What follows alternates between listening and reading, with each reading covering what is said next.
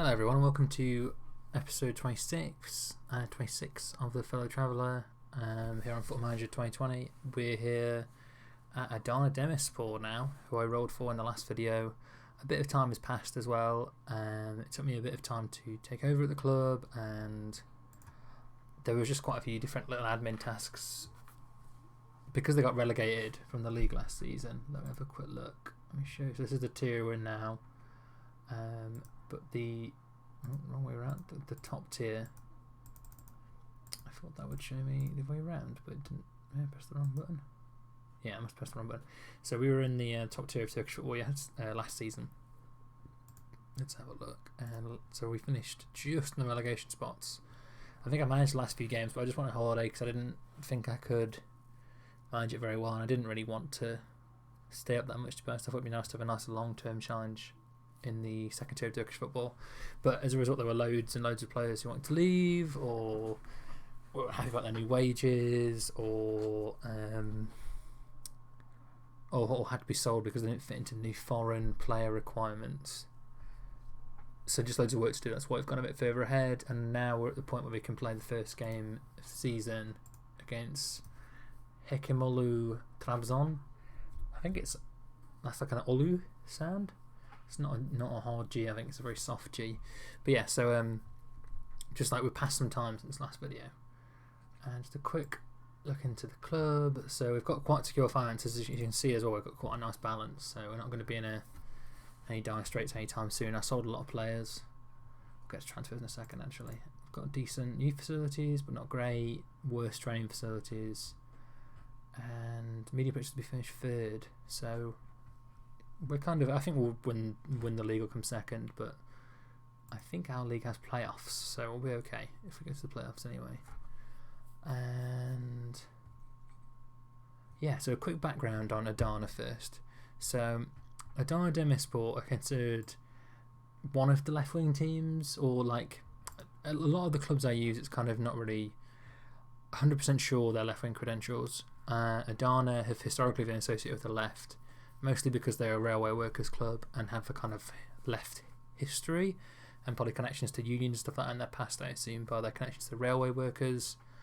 And they have connections to Livorno, who are like famously a left-wing club in Europe, in Italy, who had their most famous player, I can't remember his name, maybe it was Lucarelli, was openly a communist, and they hold hammer and sickles in the grounds and things like that. But just it adds an extra level of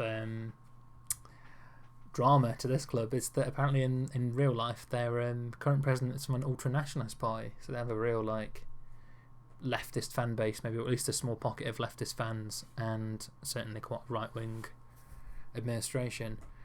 And I'm not sure of the kind of right-wing clubs in Turkey, and again I might be wrong about some stuff about Adana. I'm happy for people to input now, and in future maybe I won't even use Adana if they're not good, but they seem like a good fit.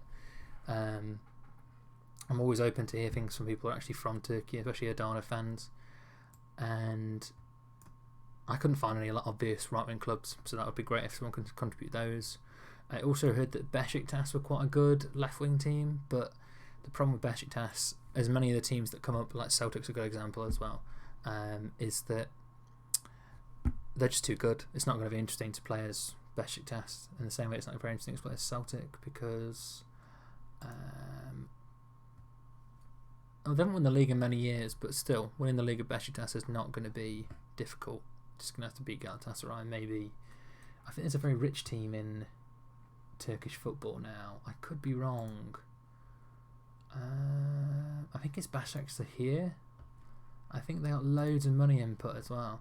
It's very interesting. Turkish politics and Turkish football overlap quite a lot, and people like Erdogan, the president, he's very actively involved in football. So there's a great what are they called? It's a great Tifo football YouTube video about Turkish football and Erdogan, which I'd recommend to anyone listening to this video, because similar to like in Italy, there's a lot of connections between the far right in football and machismo and masculinity that Erdogan is trying to take advantage of. But yeah, let's get on to the actual club itself. So I've bought and sold loads of players. We made 3.4 million from selling players and spent 1.3 million buying players. Let's have a quick look at the big ones. I don't know. A lot of these players just didn't fit well into the team, or a lot of them were foreign actually, because I couldn't fit them into the foreign players' stats. Like he's Malian, is he French? He's German, and these two guys. I also want to cash in on Kenneth Ziskas because he's a target man. I might have made a mistake selling him for 800 grand, but I just wanted more money to have more flexibility in the market. I'm going to have to buy some Turkish players to fit into the new rules, one of which is Emre Aydınal,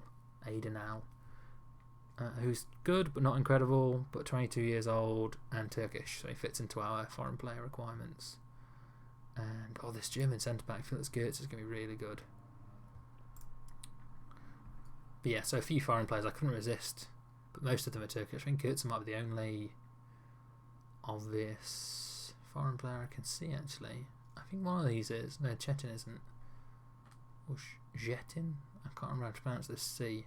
I used to live in a Turkish area in London, so I used to hear the Turkish pronunciations a lot, but I've forgotten half of them. It was quite a long time ago, or a few years anyway.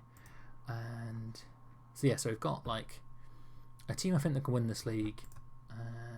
Yasklan's a very good goalkeeper, and Zengin is not a great right back, but he's Turkish and he's very young. He's quite arrogant. We've had an argument already, I think, me and Zengin. But yeah, Gertz is our great centre back. Again, quite young. I think he's got a lot of potential.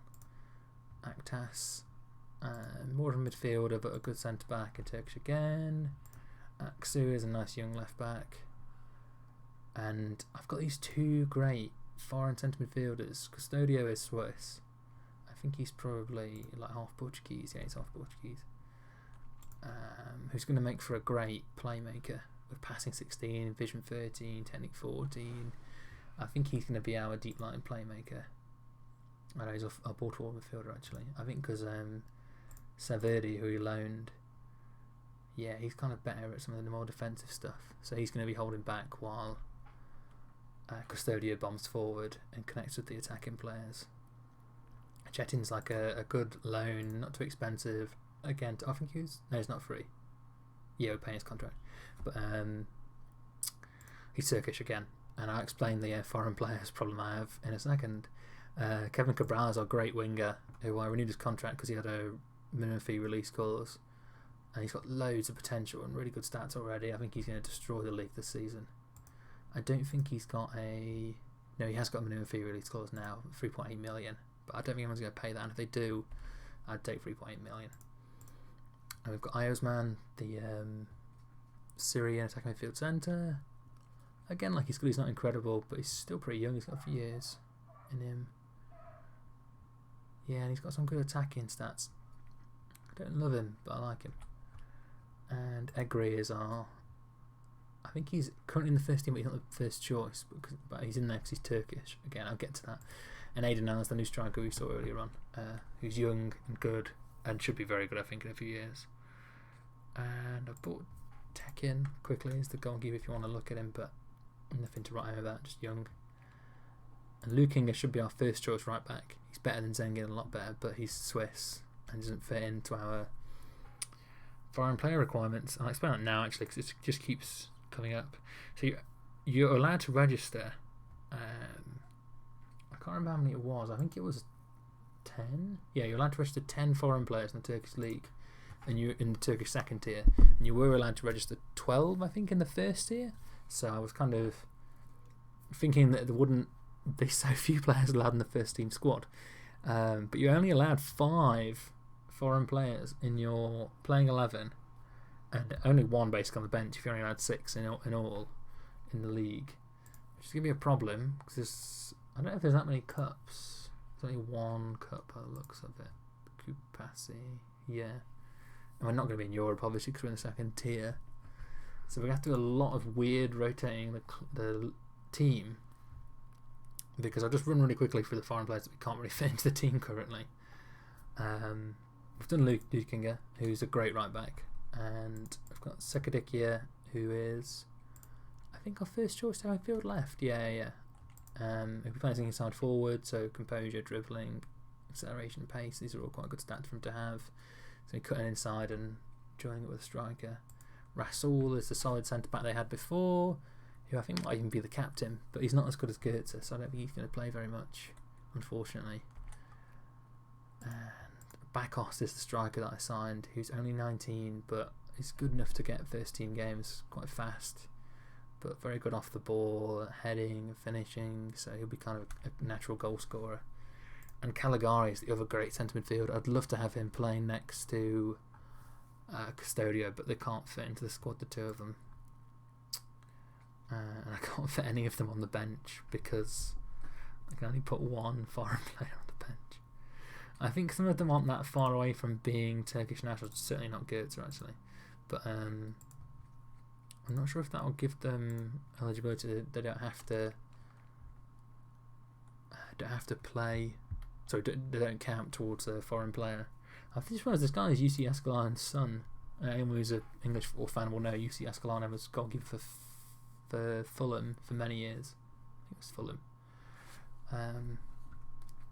I should have realised that. I just thought maybe it was a common Finnish name. What else I can show actually? So the other thing as well, the league has predicted third or second actually, according to the thing now. And Jaskalainen and Custodio and Luking are in the like team of the year, or Media Dream 11 is what they call it. And yeah, and Custodio is considered one of our best players alongside Jaskalainen. And I think I might still have to buy a few players, although I think I might have finished the registration now actually. I don't think I can register any more players because I've hit my... Yeah, I have to have 3 spaces available because I don't have any players trained by my club. So I might have to do some searching and finding some more players that fit into this incredibly specific criteria. And there might be a lot of unhappy players at the end of the year. Yeah, or I guess I could bring some youth players in. We'll have to have a look into a few of these things. But for this season, I think we might just have to power through and get through to the top tier, because I don't think there'll be as many restrictions in the top tier. And for this game, again, we're not playing at full ability, and I should have a quick look actually at the league.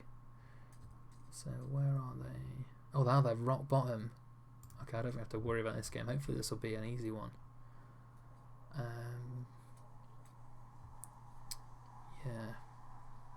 Yeah, let's just go for it. I don't think the games that close actually. Oh no, there's a game in 2 days. I think it's Menemen. Let's have a look if they are any good. Mid-table. Let's just play this game. See what happens.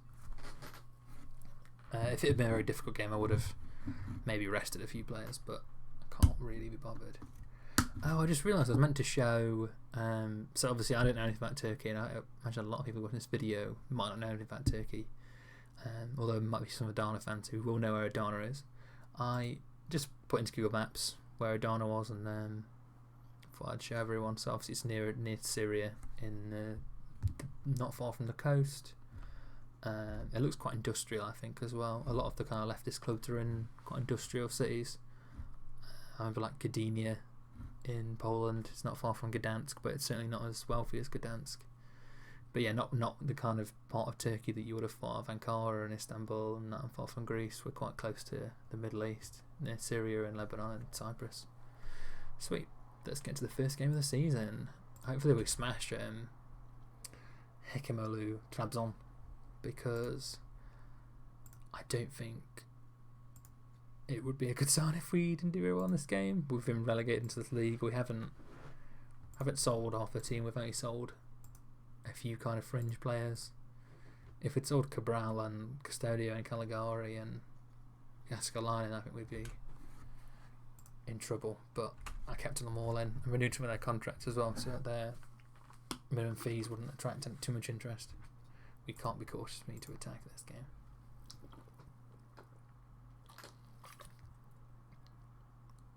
Oh. I can't believe that was a goal. It seemed to kick it from the wrong side of the post and it creep in. From a Custodio free kick as well. And Cabral, and then did he kick it into the defender? I think. Wait, Was it showing it again? It's the VAR. Oh no, it's just offside, I think. Yeah, I think he kicked it into the post, into the defender, and it went in. But apparently he was offside. He was onside then. Oh, Cabral again. Wow, this could be quite a, what's the word? A route. We could destroy them. On the back post. I don't think he's particularly good in the air, Cabral. His image is bad. His heading is bad. 7 and 8. Strength 11. He shouldn't be getting those headers against centre backs. And I wanted to look at Custodian's free kick taken. Yeah, he's pretty good. 14. Ooh, good save. Jaskalainen. Yeah, I'm hoping we don't concede many because we've got quite a good defence, but not like as good as we should, I think, at this level. But Jaskalainen's apparently very good, but he had a very bad season last season. His average rating was quite low. I think it was somewhere around 6.6, but I guess that's what you get when you're a goalkeeper and you get relegated. Ooh. Oh wow! I think the keeper probably should have saved that goal. Oh nice. If the season goes this well all the way through, I think we could be golden, but I wonder, I forgot to check if they actually got promoted to the league. I thought that was going to be another Custodio assist. Oh, go on.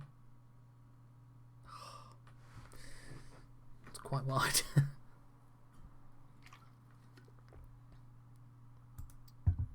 Nice. Absolutely dominating possession. They've done a lot of fouling. I think this is going to be an easy game. I might need to keep some of these players concentrated though.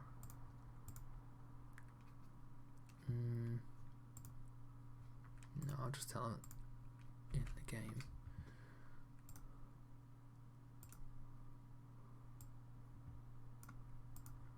Yeah, concentrate. But no, I'm looking forward to this. I think that so I was saying I'm looking forward to this. I often don't enunciate. I'm looking forward to a more long-term save, focusing on like talent coming through, and then I think it's going to be interesting when we get into the top league as well, because it's not going to be easy going from a newly promoted team to break into that top 3 or 4 with a Galatasaray and Besiktas, and there's another team I'm sure I've forgotten, Besiktas here with all that money. Rest Cabral. That is not who I clicked on. We rest Cabral. And who else is tied? Zengi. Let's give Lukenga a game so he doesn't complain. I don't know how many subs you get as well. Yeah, only 3. Okay. Yeah. But yeah, I don't know. I think it's going to be quite an interesting save long term, and I'm looking forward to it. But I think at this point it's going to be pretty weird and slapdash, because the second tier of Turkish football is going to restrict us quite a lot in what we can do. We've certainly got some bright talents that I think Goetz is going to be a really good signing. Can't leave only like 250 grand. And for this video, I'm just going to show this game, which has obviously been quite an easy game. I had a few shots though. I don't know. Wow, we didn't have any clear-cut chances. Wow, that's a 4th goal.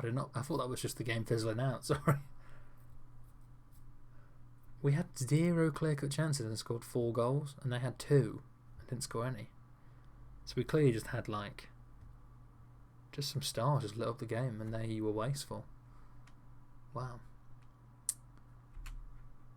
Not seen that kind of result before. It's quite interesting. But yes, I'm looking forward to the rest of the save, and I think we'll come back for another game or 2. I think I'm probably going to kind of blitz through this league though, and not show that many videos. So I'll probably just show some of the better games. Alanyaspor is one of the better teams in our league. I think Adanaspor as well. Season preview. It'd be easy to remember if so. Oh no, it's Alanyaspor and Kasimpasa. They're the 2 teams to watch out for. I've heard of Adanaspor, I'm not sure why, but they weren't promoted. Why are they so bad but not recently promoted? Have a quick look at their history. This might not be interesting to anyone. This might be a good time to just leave if you're not interested. But this club, I'm wondering. Oh, they've just been kind of lingering. They got promoted 2 seasons ago, and they've just stayed up for 2 seasons. Yeah, they did just last season. They were closest team to getting relegated. Wow. Okay, so yeah, great start to the season. Aiden House scored 2 goals in the end. Yeah, and Egri got 1, Cabral got 1. I think Custodio got a few assists as well in that game. Custodio, just 1 assist, okay.